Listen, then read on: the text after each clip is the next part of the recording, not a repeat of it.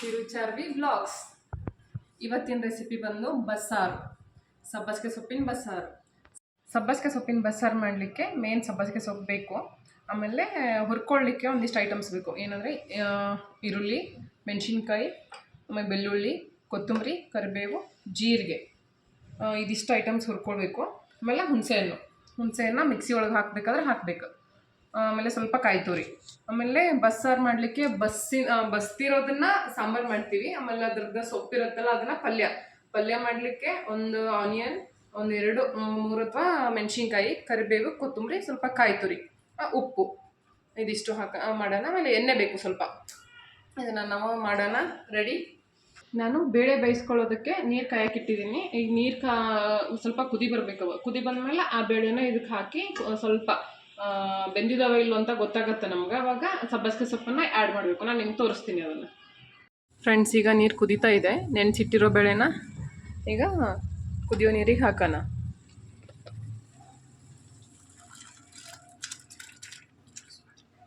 ನಾನು ಅರ್ಧ ಬಟ್ಲು ಬೇಳೆನ ನೆನೆ ಇಟ್ಟಿದ್ದೆ. ಒಂದು ಹಾಫ್ ಆನ್ ಅವರ್ ನೆನೆ ಇಟ್ಟಿದ್ದೆ ತೊಳೆದು. ಫ್ರೆಂಡ್ಸ್, ಅದು ಕುದಿಯೋದ್ರಲ್ಲಿ ನಾವು ಅದು ಐಟಮ್ಸ್ನೆಲ್ಲ ಹುರ್ಕೊಂಡ್ಬಿಡೋಣ.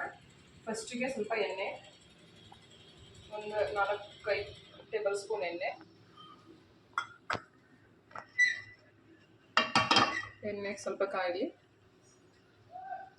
ಕಾದ್ಮೇಲೆ ಈರುಳ್ಳಿ ಹುರಿಯೋಕ್ಕಂತ ಸ್ವಲ್ಪ ದೊಡ್ಡದಾಗಿ ಕಟ್ ಮಾಡಿದ್ದೀನಿ.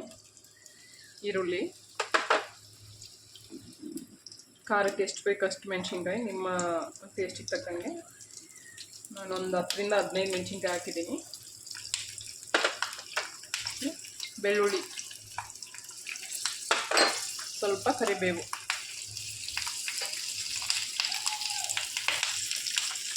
ಸ್ವಲ್ಪ ಜೀರಿಗೆ, ಒಂದು 2 ಟೇಬಲ್ ಸ್ಪೂನ್ ಜೀರಿಗೆ.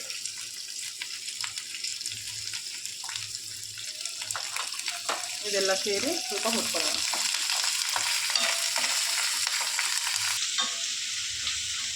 ಇದನ್ನು ಚೆನ್ನಾಗಿ ಗೋಲ್ಡನ್ ಬ್ರೌನ್ ಬರೋವರೆಗೂ ಹುರಿಯೋಣ. ಹುರಿದಿದೆ. ಇವಾಗ ಇದನ್ನು ಆಫ್ ಮಾಡ್ತೀನಿ. ಈಗ ಸ್ವಲ್ಪ ಕೊತ್ತಂಬರಿ ಹಾಕಿ ಸ್ವಲ್ಪ ಇದನ್ನು ತಣ್ಣಗಾಗಕ್ಕೆ ಬಿಡ್ತೀನಿ.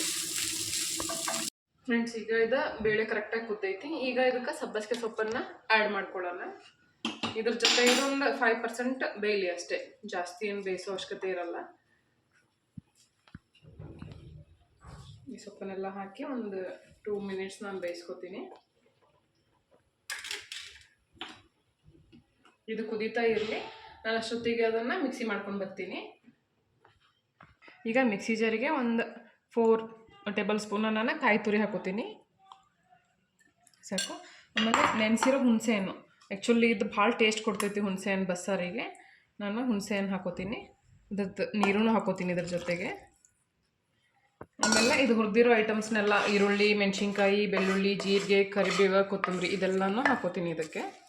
ಇದು ಹಾಕೊಂಡು ನಾನು ಮಿಕ್ಸಿ ಮಾಡ್ಕೊಂಡು ಬರ್ತೀನಿ. ತೀರಾ ಸಣ್ಣಕ್ಕಲ್ಲ, ತೀರಾ ದಪ್ಪಕ್ಕೂ ಅಲ್ಲ, ಮೀಡಿಯಮಲ್ಲಿ ರುಬ್ಕೊಂಬಂದಿದ್ದೀನಿ. ಈ ಥರ ಇದ್ದರೆ ಸಾಂಬಾರು ಭಾಳ ಚೆನ್ನಾಗಾಗತ್ತೆ. ಈಗ ಪಕ್ಕಕ್ಕೆ ಫ್ರೆಂಡ್ಸ್, ಇದು ಇವಾಗ ಕರೆಕ್ಟಾಗಿ ಆಗಿದೆ. ನಾನು ಇವಾಗ ಇದನ್ನು ಬಸ್ಕೋತೀನಿ.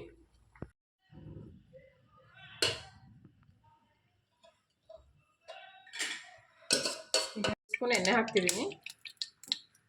ಎಣ್ಣೆ ಕಾದ ನಂತರ ಎಣ್ಣೆ ಕಾದಿದೆ. ಸ್ವಲ್ಪ ಜೀರಿಗೆ, ಸ್ವಲ್ಪ ಸಾಸಿವೆ, 2 ಹಸಿಮೆಣಸಿನ್ಕಾಯಿ, ಕರಿಬೇವು, ಈರುಳ್ಳಿ ಇದೆಲ್ಲ ಹಾಕ್ಕೊಂಡು ಸ್ವಲ್ಪ ಫ್ರೈ ಮಾಡಬೇಕು.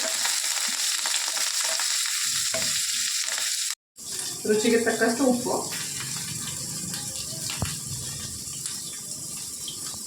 ಇದು ಉಪ್ಪು ಹಾಕಿದ್ಮೇಲೆ ಇದನ್ನೇನು ಜಾಸ್ತಿ ಫ್ರೈ ಮಾಡೋ ಅವಶ್ಯಕತೆ ಇಲ್ಲ. ಯಾಕಂದರೆ ಈರುಳ್ಳಿ ಸ್ವಲ್ಪ ಇದರಲ್ಲಿ ಕ್ರಿಸ್ಪಿ ಅನ್ನಿಸ್ಬೇಕು. ಜಾಸ್ತಿ ಫ್ರೈ ಆದರೆ ಚೆನ್ನಾಗಿರಲ್ಲ. ಈಗ ನಾನು ಇದಕ್ಕೆ ಸೊಪ್ಪನ್ನು ಆ್ಯಡ್ ಮಾಡ್ತೀನಿ.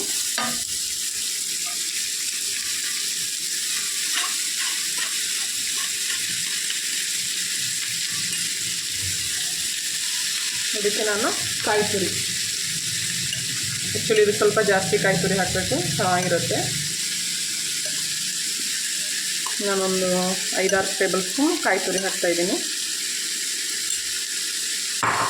ಆಮೇಲೆ ಕೊತ್ತಂಬರಿ. ತುಂಬ ಸಿಂಪಲ್ಲಾಗಿ ಚೆನ್ನಾಗಿರುತ್ತೆ ಪಲ್ಯ.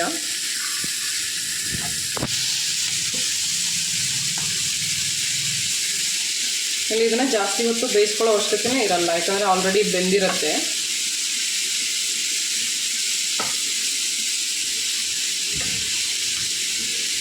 ಈಗ ಫ್ರೆಂಡ್ಸ್ ಇದನ್ನು ಆಫ್ ಮಾಡಿಬಿಡೋಣ.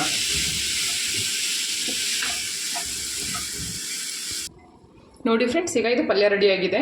ಈಗ ಇದನ್ನು ಸೈಡಿಗೆ ಎತ್ತಿಟ್ಬಿಡೋಣ. ಈಗ ಸಾಂಬಾರು ಮಾಡ್ಕೊಳ್ಳೋಣ.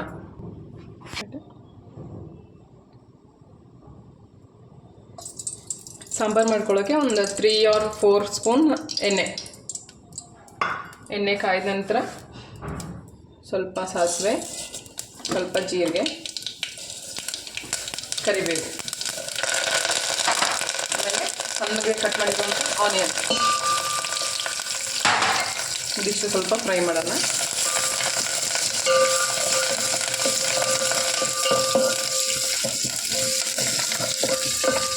ನಾನು ಆ್ಯಕ್ಚುಲಿ ಇದನ್ನು ಜಾಸ್ತಿ ಫ್ರೈ ಮಾಡೋಂಗಿಲ್ಲ, ಆನಿಯನ್ ಸ್ವಲ್ಪ ಕ್ರಿಸ್ಪಾಗಿರಬೇಕು.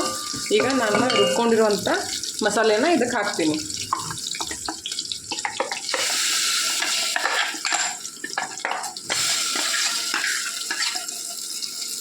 ಇದಕ್ಕೆ ರುಬ್ಬಿರುವಂಥ ಮಸಾಲೆನ ಹಾಕಿದ್ದೀನಿ. ಇದು ಸ್ವಲ್ಪ ಎಣ್ಣೆ ಬಿಡಬೇಕು. ಈಗ ನಾನು ಮಿಕ್ಸಿ ಜಾರಿಗೆ ಸ್ವಲ್ಪ ನೀರು ಹಾಕ್ತೀನಿ. ನಾನೀಗ ಮಿಕ್ಸಿ ಜಾರಿಗೆ ಸ್ವಲ್ಪ ನೀರು ಹಾಕ್ಕೊಂಡು ಹಾಕ್ತಾಯಿದ್ದೀನಿ. ಜಾಸ್ತಿ ಅಲ್ಲ, ಸ್ವಲ್ಪ. ಇದು ಇವಾಗ ಒಂಚೂರು ಫ್ರೈ ಆಗಲಿ. ಈಗ ನಾನು ಸ್ವಲ್ಪ ಉಪ್ಪು ಹಾಕ್ತೀನಿ. ಇದಕ್ಕೆ ರುಚಿಗೆ ತಕ್ಕಷ್ಟು ಉಪ್ಪು.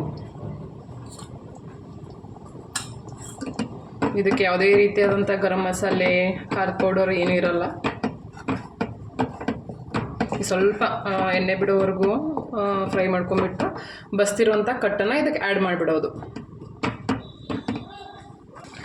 ಇದು ಈಗ ಕುದೀತಾ ಇದೆ. ಇವಾಗ ಈ ಸ್ಟೇಜಲ್ಲಿ ನಾವು ಕಟ್ ಹಾಕಬೇಕು. ನಾವು ಇದಕ್ಕೆ ಎಕ್ಸ್ಟ್ರಾ ನೀರೇನೂ ಹಾಕೋಂಗಿಲ್ಲ. ಇದೇನು ಕಟ್ಟಿರುತ್ತೆ ಅದಷ್ಟನ್ನೇ ಈ ಮಸಾಲೆಗೆ ಆ್ಯಡ್ ಮಾಡಬೇಕು. ಇವಾಗ ಇದನ್ನೇನು ಕುದಿಸೋ ಅವಶ್ಯಕತೆಯೂ ಇಲ್ಲ, ಯಾಕಂದರೆ ಆಲ್ರೆಡಿ ಅದು ಫುಲ್ ಬಿಸಿ ಇರುತ್ತೆ. ಆಮೇಲೆ ನಾವು ಮಸಾಲೆನೂ ಫುಲ್ ಫ್ರೈ ಮಾಡಿರ್ತೀವಿ, ಹಾಗಾಗಿ ಇದನ್ನು ಕುದಿಸ್ಬಾರ್ದು.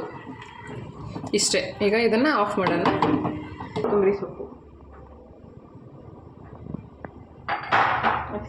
ನಮ್ಮ ಬಸ್ಸಾರು ರೆಡಿ ಆಯಿತು. ಇವಾಗ ಟೇಸ್ಟ್ ನೋಡೋಣ. ನೋಡಿ ಫ್ರೆಂಡ್ಸ್, ಇವತ್ತಿನ ರೆಸಿಪಿ ಬಂದ ಬಸ್ಸಾರು ರೆಡಿ ಆಯಿತು. ಈಗ ನಾನು ನಿಮಗೆ ಇದು ಸರ್ವ್ ಮಾಡಿ ತೋರಿಸ್ತೀನಿ. ಫ್ರೆಂಡ್ಸ್, ನಾನು ಇದನ್ನು ಇವತ್ತು ರಾಗಿ ಮುದ್ದೆ ಜೊತೆ ಸರ್ವ್ ಮಾಡ್ತಾ ಇದ್ದೀನಿ. ಇದು ಅನ್ನಕ್ಕೂ ಚೆನ್ನಾಗಿರುತ್ತೆ. ನೀವು ಯಾವುದ್ರ ಜೊತೆ ಮಾಡ್ಕೊತೀರಾ? ನಾನಂತೂ ರಾಗಿ ಮುದ್ದೆ ಬಸ್ಸಾರು ಭಾಳ ಇಷ್ಟ ನನಗೆ. ಅದಕ್ಕೆ ಇವತ್ತು ನಾನು ರಾಗಿ ಮುದ್ದೆ ಮಾಡಿದ್ದೀನಿ. ನೋಡಿ,